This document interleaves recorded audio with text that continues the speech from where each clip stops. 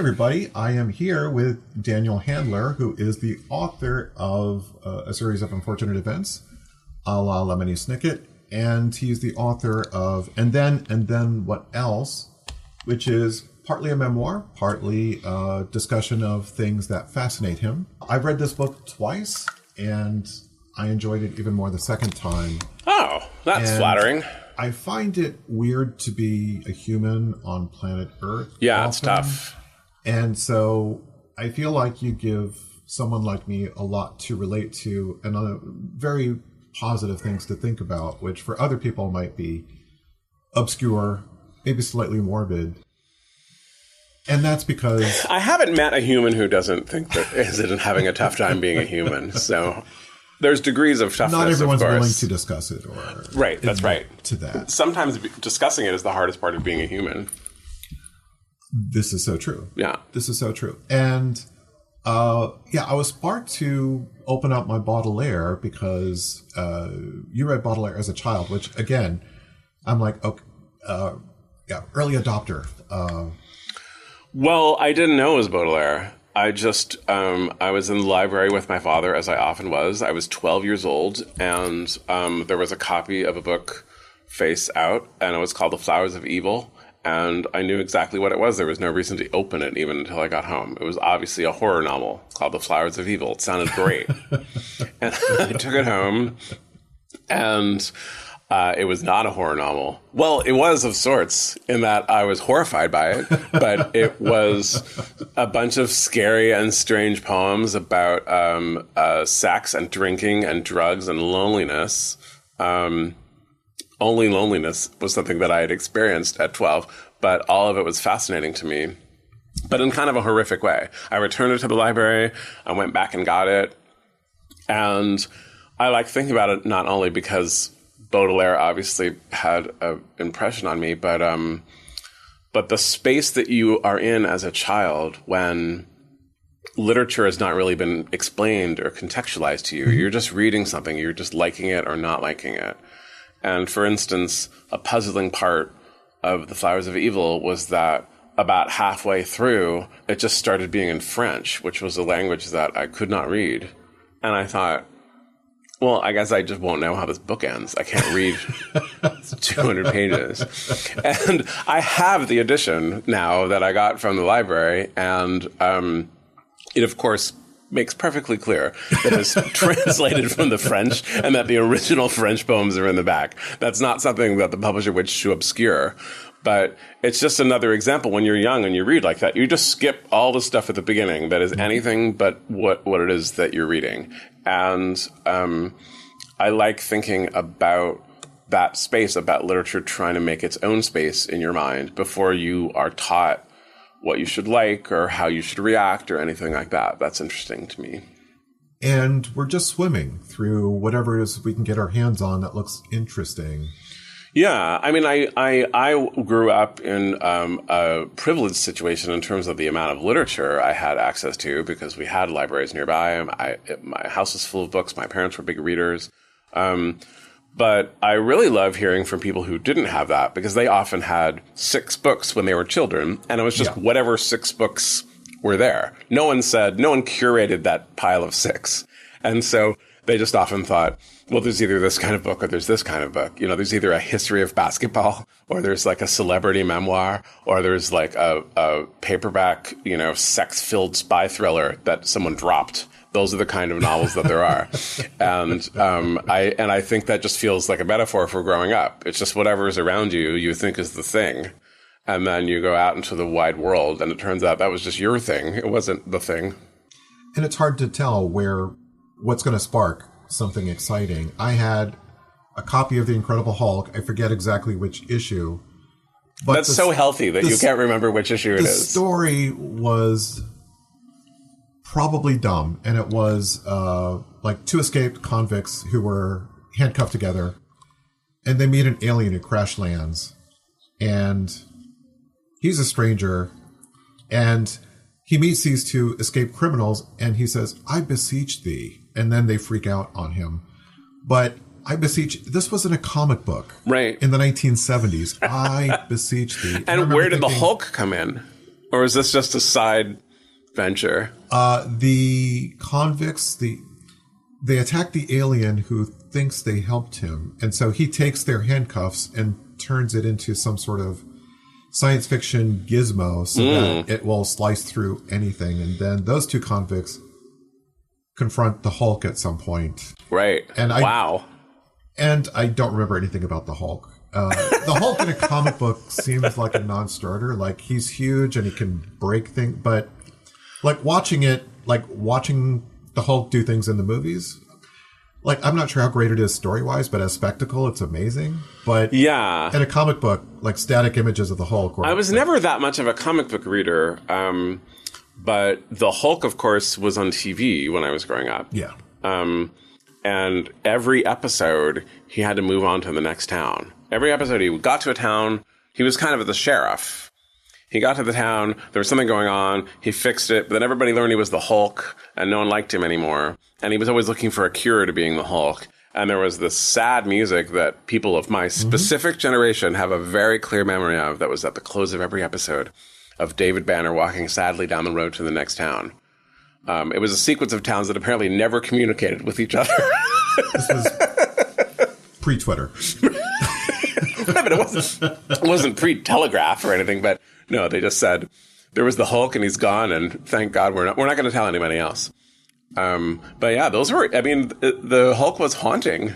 Yeah, he was lonely. Yeah, I mean, that was maybe the defining. And I'm a little haunted by the premise that you've just laid out for me. The alien who doesn't understand things, which is a common trope, but always melancholy and moving. And then I can't remember what the name of the movie. Isn't there a name of the movie? Isn't there a movie where Tony Curtis and Sidney Poitier are chained together? And that feels like what they ripped off in order to make this Hulk, probably. Yeah. Yeah. I just love that. I love thinking about whoever said, why don't we use that premise? Probably a decade later, like, you know what, we need a new comic book this month. Well, it's another thing, speaking of literary context, right, is that, for instance, almost everyone's first glimpse of Dracula now is the Count on Sesame Street. And I just love that is a specific parody of a long dead actor and the star of a movie that you're not going to see. I mean, many people are never going to see it, but you're certainly not going to see it when you're of the age that you're watching Sesame Street. And so your first glimpse of vampire lore is this kind of cheap joke and pun that's trying to get you involved in mathematics. The semi-brilliant, nevertheless, copy of a copy of a copy. Yeah. My signature character, Guy Psycho, an alcoholic lounge singer, is a textual descendant of Guy Smiley, the lounge singer, right, from Sesame Street. Yeah, Guy Smiley, that shape, that wonderful post Jay Leno jaw. Jay Leno before he was Jay Leno must have felt seen when he watched that. He was like, "No, there are many people shaped by me. Look, okay. Yeah, Guy Smiley, he's working it fine." I've never thought about them, and they're almost exactly alike now. It's funny that Guy Smiley is not, in fact, a parody of Jay Leno. We know that. In all fairness to Jay Leno, I think Jay Leno became a parody of Jay Leno. Well, there's that too. But I just mean, nobody said, why don't we just call him Guy Smiley? That's, close enough to Jay Leno. That's interesting.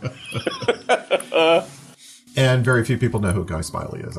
He didn't stay in the lineup for Sesame Street. I remember that my father was reading the John le Carré novel, Smiley's People, and that was I was old enough to know that probably that was not a novel about the people who work with Guy Smiley, but that was what my brain told me anyway. So, can we talk a little bit about your process, or as you don't like that term? No, it sounds terrible. But there are things you do when you're working on creative projects. Yeah, which we could argue is something of a process. Yeah, there's not a better word for it, I guess. Stuff you do. Right, stuff. Yeah.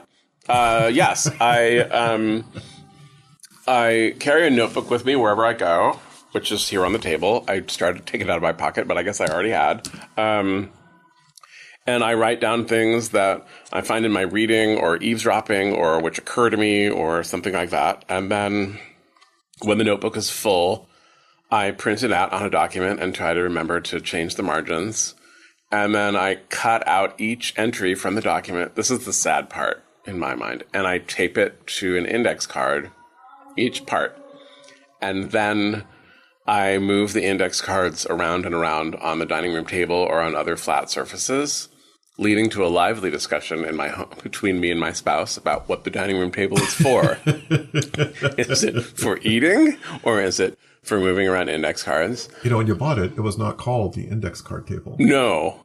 And people do need to eat. And then, of course, the connection to my process actually providing us the means by which we eat is a more complicated part of the conversation. But and then I put them in order, and then I carry little pinches of them as I go through my draft to a library or to a coffee house, and I sit with a legal pad, and I look at the index cards, and I try to make a prose thing out of the little bits that are there. And then I type that up, and then that becomes the first draft of whatever it is that I'm working on. So it's, as you can see, an airtight, streamlined process that no one could possibly do quicker or in a more organized way.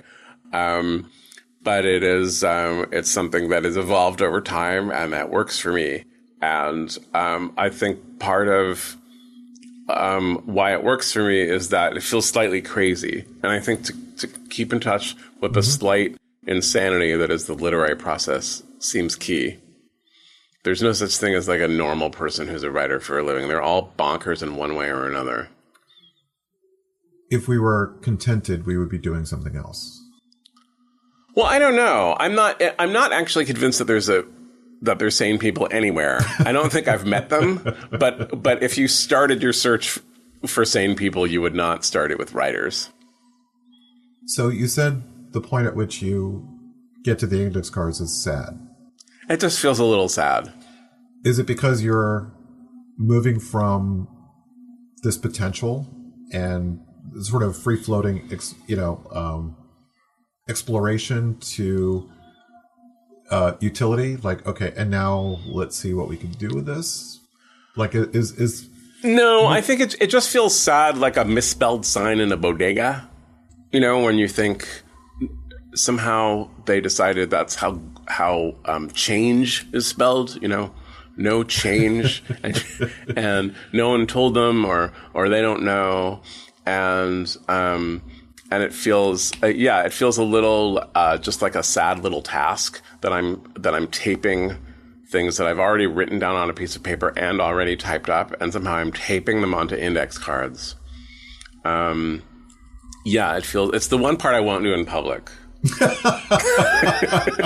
have to do it in my home. Now I've written about it, so I don't know if that will change it. But well, you're allowed to still feel shame. Yeah, it's a little. It just feels a little. I don't know if it's shame, but it's sad. It feels a little Willy Loman or something. I feel like I have my sample case. It's a product of a bygone era that maybe never existed to begin with. Yeah, I've got one project I use my Royal Futura 800 typewriter for flash fictions. Also a little sad. For a Guy Psycho, and yeah, I would never film myself or go, behold, look, I am now using the, okay. Yeah. A friend of mine was involved in the editing of the last book by James Tate, who wrote these very prose-like poems, really curious and lovely. And he left one last one in his typewriter, literally in the typewriter as he died. There's a photograph in the book and also a transcription of it. And it's a very lonely photograph somehow. It doesn't have the joy of the like, oh, look, we found this, Miles Davis cut that no one's heard. It just looks like a very lonely task. Yeah. I think it matches the retro nature of that character, but also, yeah. I do feel a little bit of shame. I have a typewriter. I have an old manual typewriter that I use sometimes, but I don't use it I'll use it to write someone a note or something. But I like having it there and thinking, like, when my computer, which is always failing, fails in some permanent way, that it'll still be possible. That's what it feels like. So, in some ways, this book might be a way of helping answer a lot of the questions that I'm sure you're asked all the time about people love your books and they love them for good reason.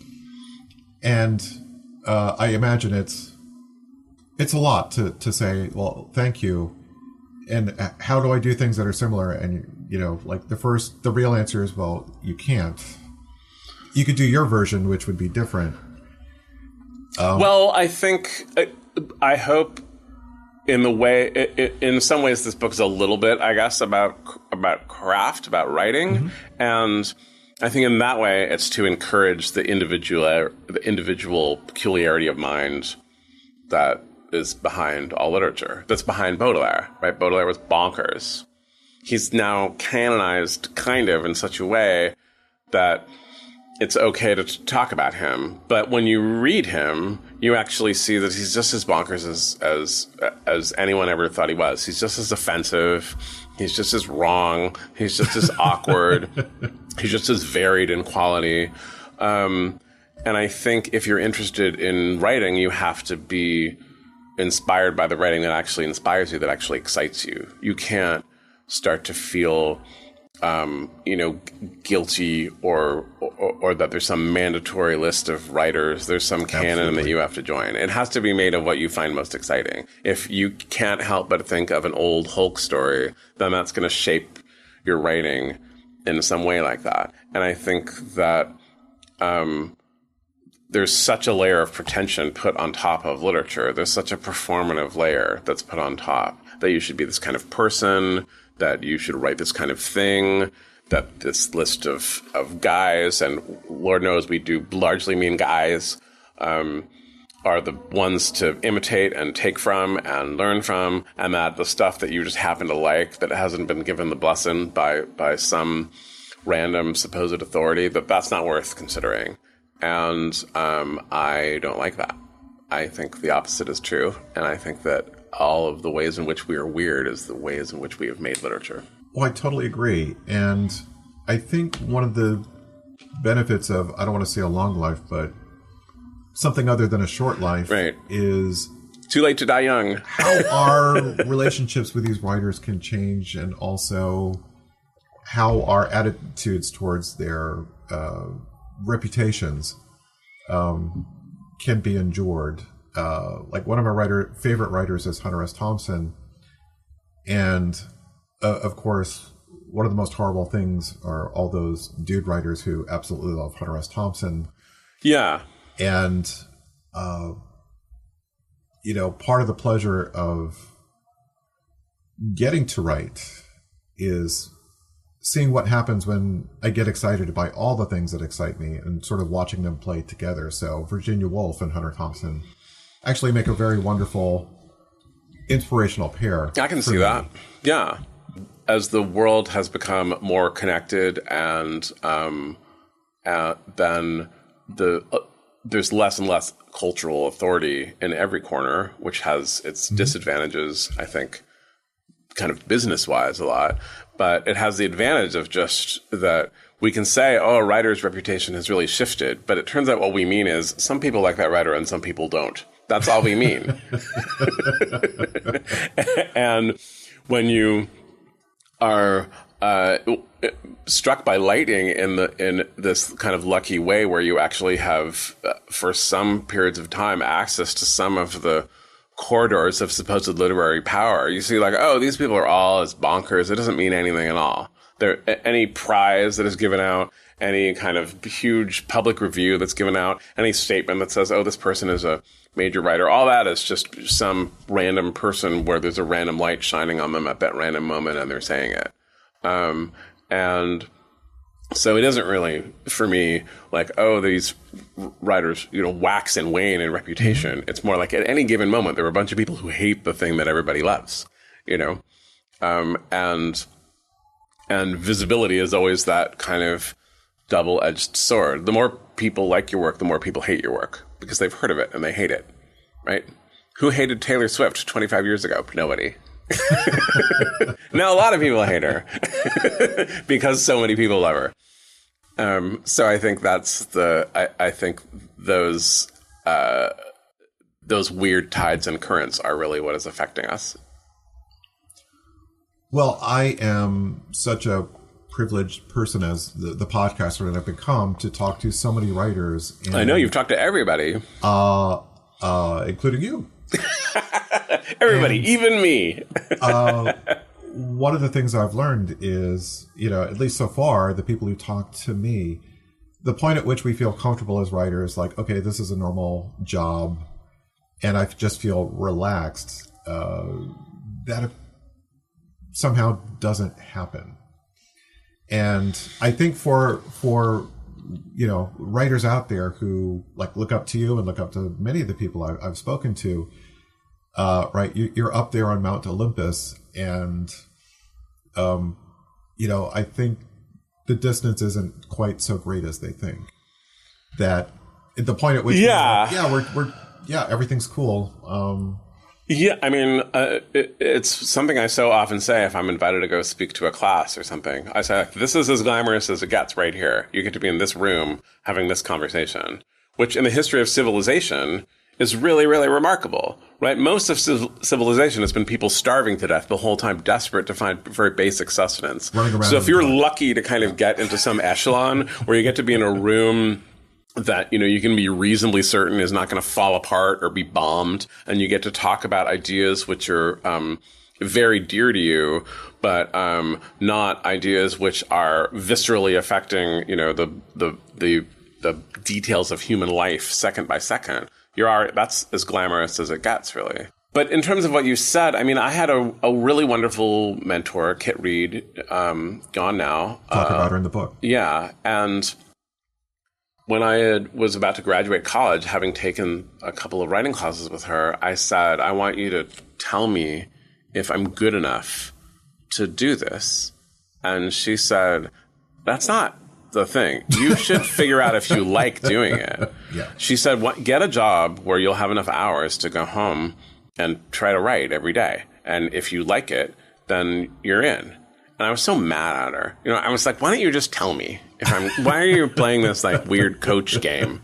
Just tell me. But of course, she was 100% right. And so in the delight that I have in doing it, that's the part that feels really comfortable and really lived in for me is, I wake up in the morning and I have my morning and then I'm off and going and doing this work in a coffee house and I'm writing paragraphs of prose. That's really exciting to me. And that's the part that feels comfortable. But the kind of trappings of it, of when will you feel like a real writer? It's the less you think about that, the healthier you will feel. That's the real way you want to feel. You want to feel connected with literature and doing it. And the mileage as a writer helps. Doing the Yeah, I mean, like anything else, right? It's the 50th fried egg you make is going to be a better fried egg than the first fried egg you made. But I think it's so strange to me that, I understand it with movie stars, right? Oh, you want to be a film actor. Oh, wow. Well, when you get to be a film actor, there's really a lot of, there's photographs of you wearing a fancy outfit or your beautiful home that looks out on the sea or all this stuff. But with the writer, I'm always this is the prize you get. They give you a lanyard. So you go into a room that has bananas and potato chips in it before you go and speak to people who might be interested in your work. There's not really... you can parlay it into a job with an office, maybe, at a university. Increasingly, that is less true. But there's no... Oh, I have not even a cubicle. I have a little workstation. Right. I have a seat. But it's even the mythology of being a writer is almost completely dissolved, and yet it's still attached to the thing somehow. They think oh, if I play my cards right, I'll get to be in a wood-paneled room. And it's yeah, that might happen. But that's not really going to take up the most of your writing life, is putting your feet up in a wood-paneled room and being impressive. That's maybe someday someone will take a photograph of that if you get to be in that office. But it's not going to do anything for you. No, it's the butt in the chair time. And as simple as it is, your suggestion, legal pads. And I'm I forgot about legal pads. Yeah. So I got some legal pads. And, how are they working out? Pretty great. Yeah. I don't know what it is about them. I have this, and I use it for the podcast, but it almost feels like a show pony. I've got this like leather-bound journal that I'll sometimes write some notes in. But I can't even do like moleskin. That seems too fancy for me. Well, it's not my writing; it's for the podcast. So it has this very like one showy purpose, right? And also like, all right, it's leather. I don't want to throw it away. Like. Yeah, no. Like, people give me them all the time, and I don't throw them away. So I totally understand. But I try to find like the notebook of the, it's already falling apart. I've only had this for about a week, and it's already not doing well. This is what I like. Yeah, I can never do my own writing in that fancy journal. So the legal pads, yeah, it's okay. What is exciting to me now, or what am I wondering about? Yeah, and something about the just simplicity of that. Like, okay, the fancy bit, it's one of the yellow ones. It's a yellow legal pad. Oh, so you have it all color-coded. I just try to have it. The only thing is that sometimes when I buy a vacuum or a wrapped-up packet of legal pads, then it turns out that they're very flaccid. I need a good cardboard backing. So the flaccid ones become like grocery lists and things like that. But now I know my preferred brands. But I just spent a year in England where legal pads are not, they're around, but they're not as widespread. And so I had to learn the British brands of proper legal pads. And index cards are called record cards there. They thought it was adorable that I would say index cards. It was like I said, if you were in America and you were like, "Where's the lorry?" People would be like, "Oh, you're so cute. Look at you." So where are index cards? It's index cards. Well, we're both using terms for this thing that only exists now for our private use. Index seems like these aren't going in a card catalog. There aren't card catalogs anymore. No. Well, no. Yeah. I mean, I was in England. I had a fellowship at Oxford University. So there's very much an analog system going on there, really? As well as a digital system. Yeah. But it's true that for the most part, your index cards are not going into some kind of index. That's all gone. Or a record, as they're called, record cards. The old Rymans in the UK.